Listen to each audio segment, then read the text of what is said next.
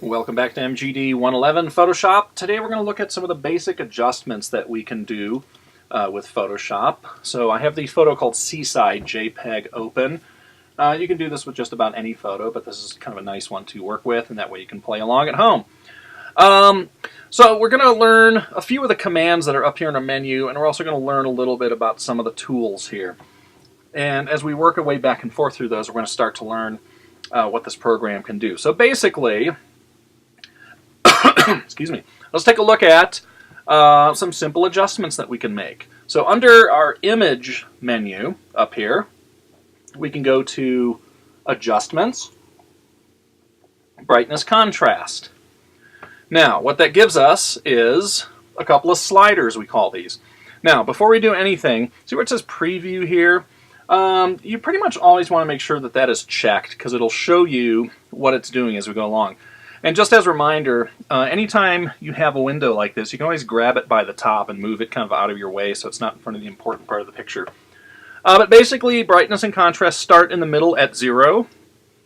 Brightness goes up to plus 150. You can see the effect there. It also goes down to minus 150. 0 being the very center of it. Contrast, on the other hand, goes up to 100 and down to minus 50.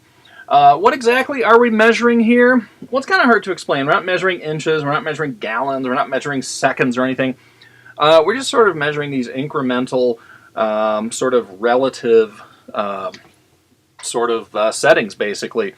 If this is 32, then this is 68. I mean, that's just what it is. It's just, basically, is it bright enough? Make it brighter. If it's too bright, make it less bright.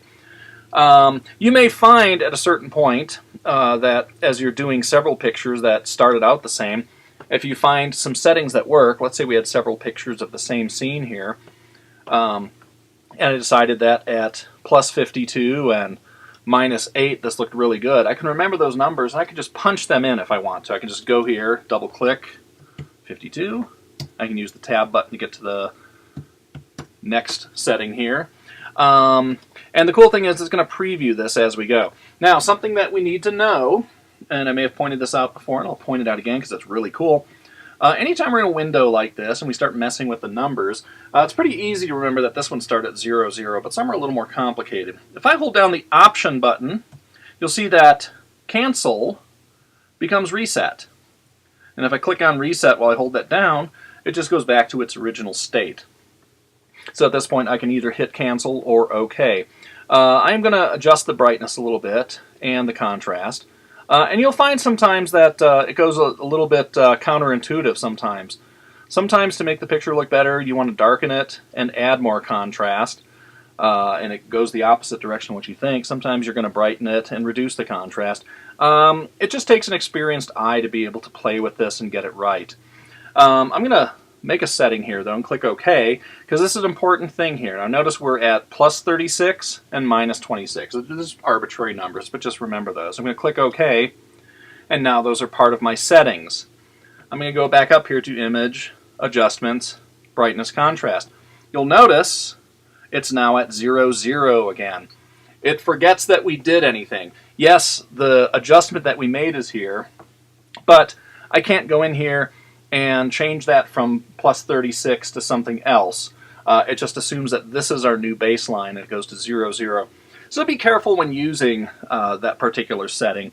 Now this is kind of a not very intelligent setting. It's got just 2 sliders on it, but it's good for some very basic sort of adjustments. The really cool thing about Photoshop, you will find that generally a very dark photo has a chance of having a lot of information or a dark area in a picture, like right here in these windows.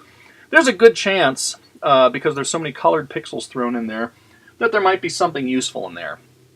On the other hand, lighter colors don't have a lot of colored pixels in them, so if we darken them, we really don't get much detail. So generally, it's best if we start with a picture that is, if it's going to be out of balance, it's better to start with one that's just a little bit darker. But anyway, that is the brightness and contrast adjustment. So I'm going to click Cancel on this, and we're going to take another look at some other filters. By the way, when we're done with these, hit Command Z to undo. We're going to work with the same picture. Command Z is undo, by the way.